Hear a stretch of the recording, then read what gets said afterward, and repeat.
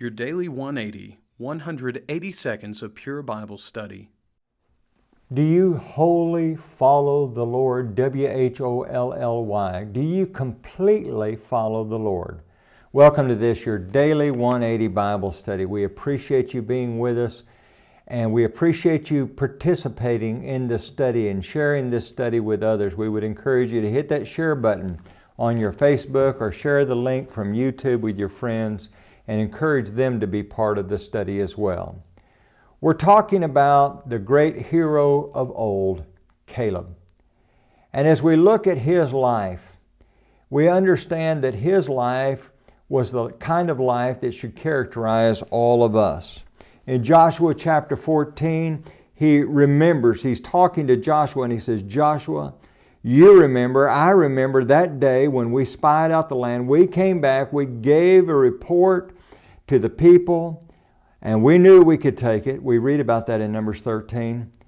But the other spies made the heart of the people melt. And he says there in verse number 8, but I wholly followed the Lord. And God makes a promise to him on that day and says, you know what?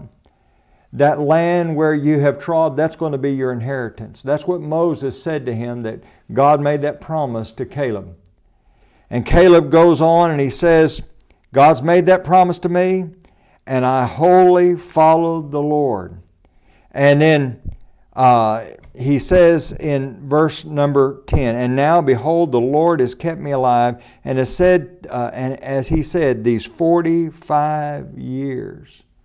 I want you to think about that. Caleb has waited 45 years for this moment. He's waited 45 years to take possession of his land. And he doesn't just get to stroll in.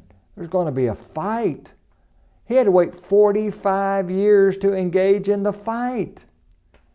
You know, over in James chapter 5, there we realize we need to be patient. Therefore be patient, brethren, until the coming of the Lord. See how the farmer waits for the precious fruit of the earth, waiting patiently until it receives the early and the latter rains. What's the point? We can only do what we can do. There's some things we can't control. We can control ourselves.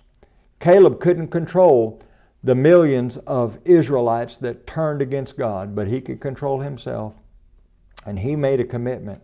I'm going to be patient. I'm going to wait for God's timing, and I am going to wholly follow the Lord. Join us again tomorrow.